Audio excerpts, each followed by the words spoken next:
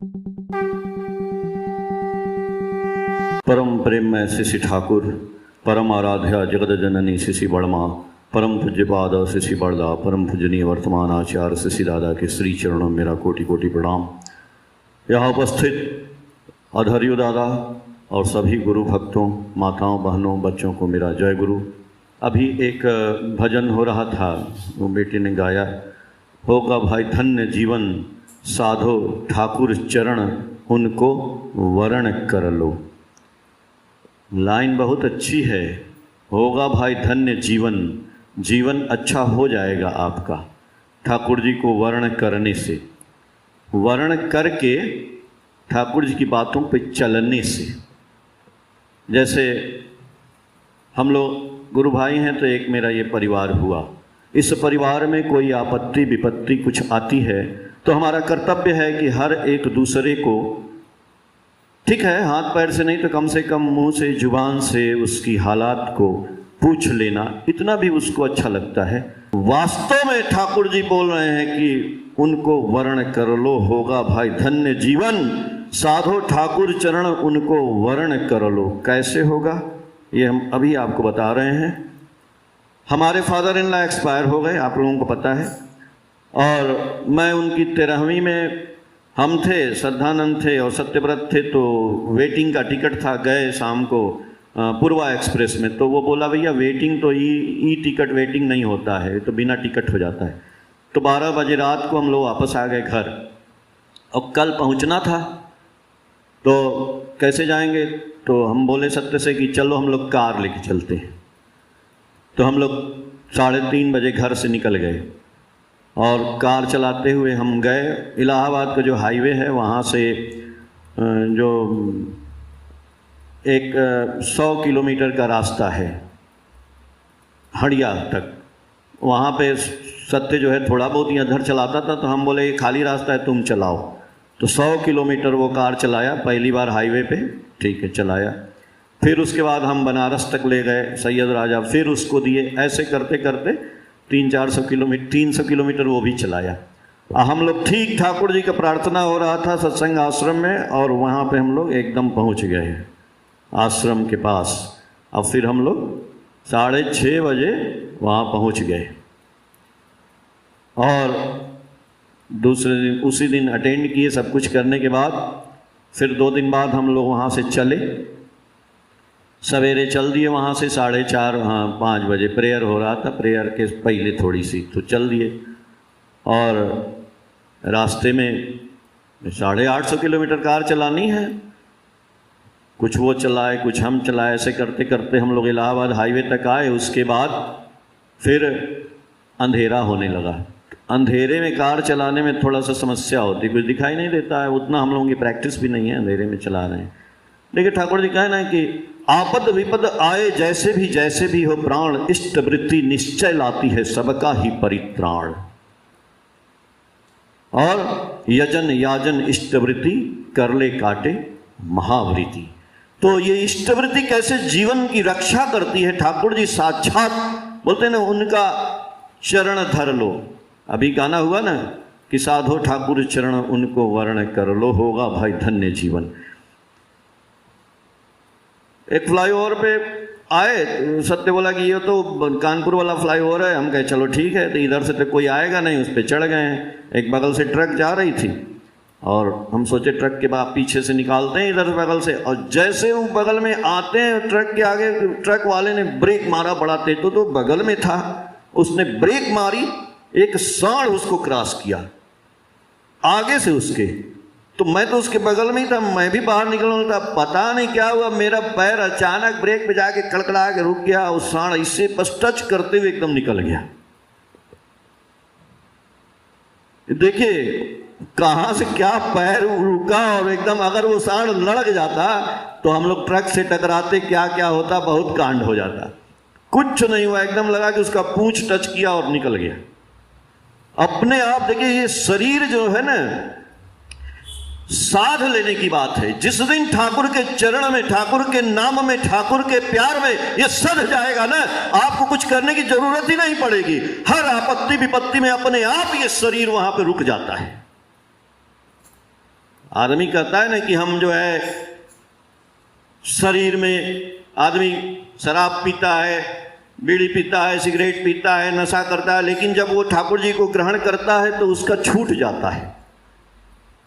तो कैसे छूट जाता है? वो फिर भी वो ठाकुर जी को ग्रहण करके भी पीते रहता है, लेकिन अचानक उसका सब कुछ छूट जाता है। और वास्तव में ठाकुर जी हैं तो कैसे हैं?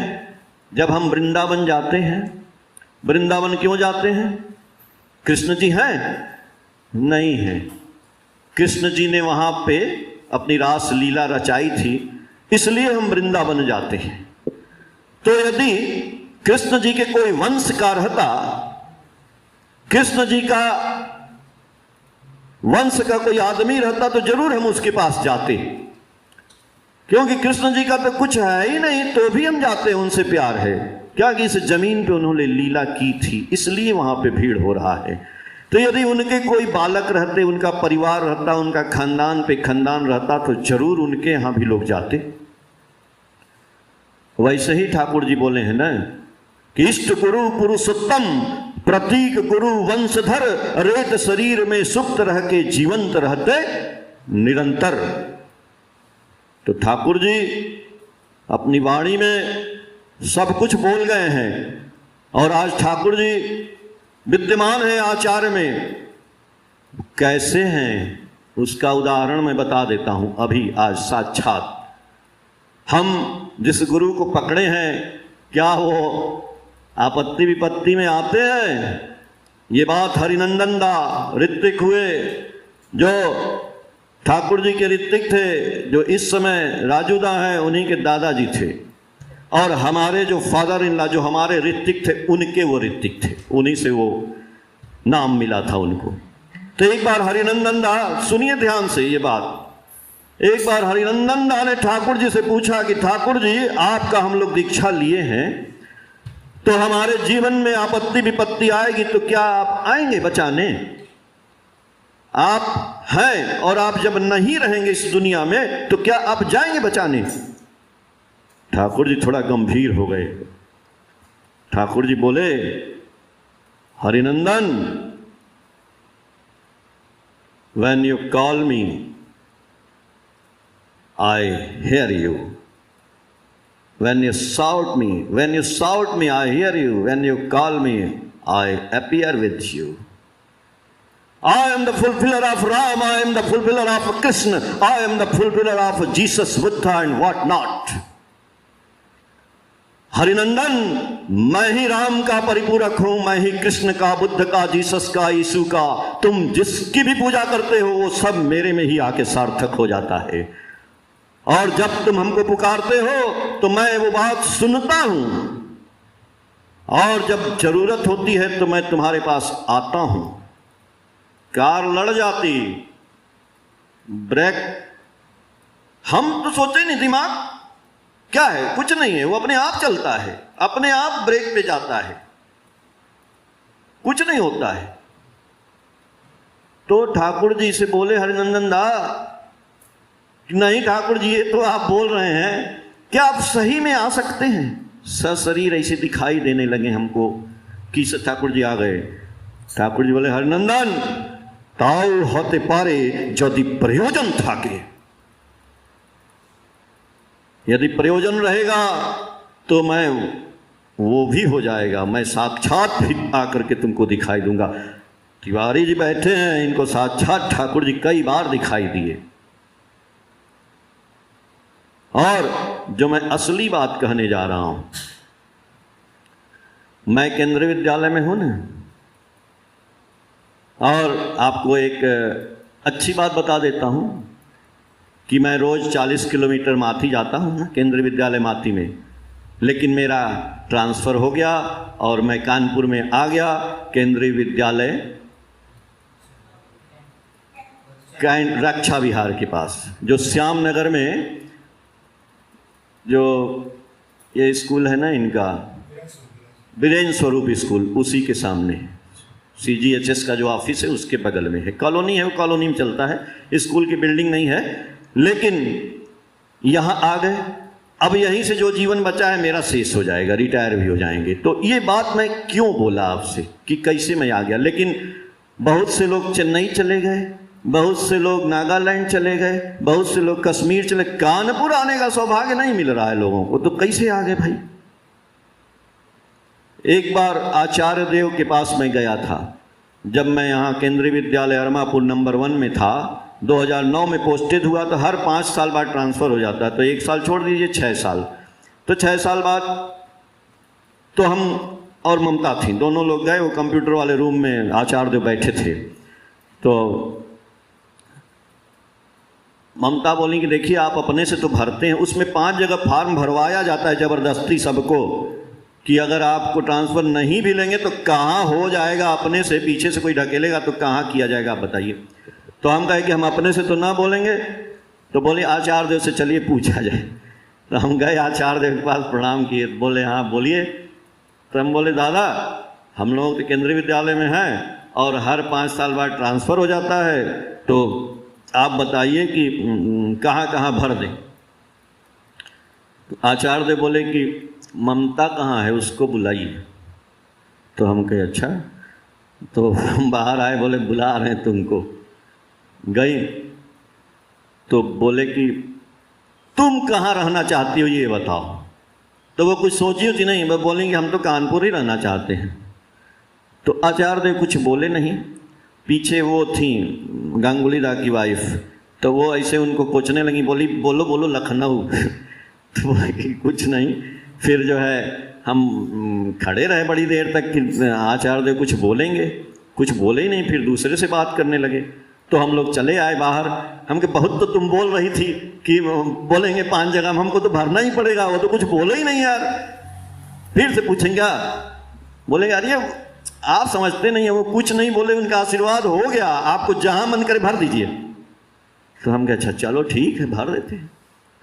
तो हम आए, हम भी अपना भर दिए अगल बगल, चलो होगा तो होगा, कुछ बोले ही नहीं तो हम क्या करें यार, छोड़ो, भर दिए। ए भाई उस साल ना नया एक नियम आ गया। देखिए गुरु बोलते हैं तो दुनिया में नियम बदल जाते हैं, ऐसा सुने आप लोग।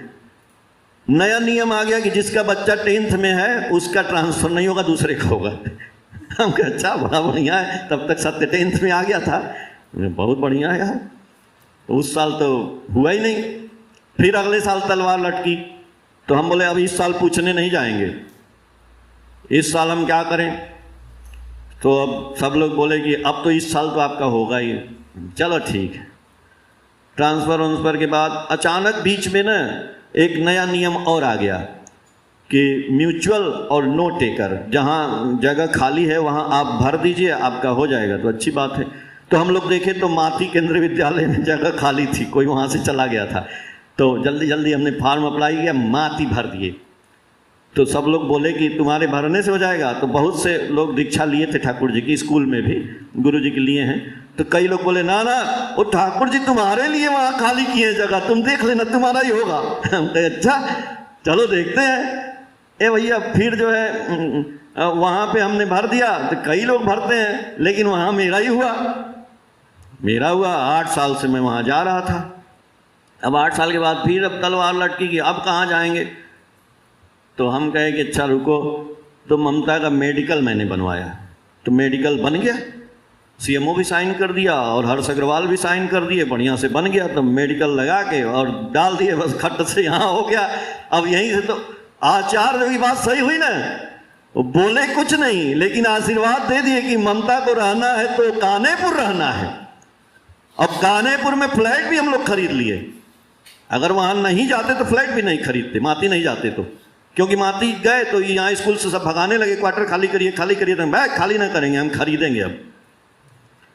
तो उनकी कृपा हुई तो फ्लैट भी खरीदा गया यहीं पे। और एक देखिए, और जब आचार्य देव ने निर्देश दिया रहने को उनको कानपुर में, तो क्या मरने के बाद कि जिंदा जिंदा ना, तो जिंदा रहने के लिए जब उनका खून निकल गया सब कुछ, जिस दिन हुआ था ना घटना, श्रीमती जी का वो खून की कमी हो गई, वो निगेटिव था। देखिए आप लोग कितना, ये अपर्णा दीदी और राजेश गुप्ता जी और सब लोग जो है, इरुदा, सब लोग जितने लोग थे, सब लोग जो है मतलब अपना सहयोग भरपूर लोग दिए, और पूरा जो है कैसे कैसे खून आया आप लोग देखिए, चमत्कार हो गया एकदम। वो तो बोला कि मर गई ले जाओ, लेकिन कैसे खून आया, कैसे चढ़ा। तो ये बात भी सत्य हुई ना कि ठाकुर जी बोले कि हरनंदन ताओ आते पारे यदि प्रयोजन था कि मैं आता हूं, यदि तुम क्या करते हो। ठाकुर जी बोले, एक चीज बोले। एक माँ आई ठाकुर जी के पास, बोले कि ठाकुर जी मैंने आपकी दीक्षा ली है, तो माँ मैं तो लक्ष्मी पूजा करते आ रही हूँ, तो लक्ष्मी पूजा करना छोड़ देंगे। ठाकुर जी बोले नहीं, कौन बोला छोड़ देंगे, आप लक्ष्मी पूजा करिए, लेकिन यजन याजन इष्टवृत्ति मत छोड़िएगा, उसको करिए। और जो हम नाम दिए हैं उस नाम को बाद में करिए। किसी गुरु से दीक्षा लिए हैं तो आप उस नाम को कर लीजिए, फिर जो है आप अपने मेरा वाला नाम आप करिए।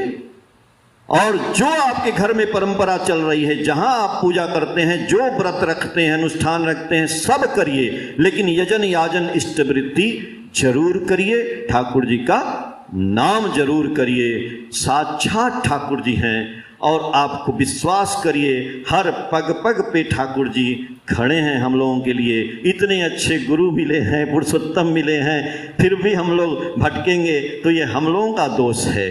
देखिए, हम जो है दूसरे को दोष न दे करके अपने को दोष दें। हम दूसरे को ज्ञान देते हैं ना, नहीं, हमको अपने आप को ज्ञान देने की जरूरत है। हम दूसरे को सुधारेंगे नहीं, पहले हम अपने शरीर को सुधारेंगे। इस शरीर को तो हम सुधारे नहीं, दूसरे को सुधारने लगे। भाई हमने अपने आंख को सुधारा नहीं, मुंह को सुधारा नहीं, ब्रेन को सुधारा नहीं, पेट को सुधारा नहीं, हम दूसरे को कैसे सुधार सकते हैं? इसको सुधारने की पहले जरूरत है। ठाकुर जी आप सभी लोगों का मंगल करें। जय गुरु।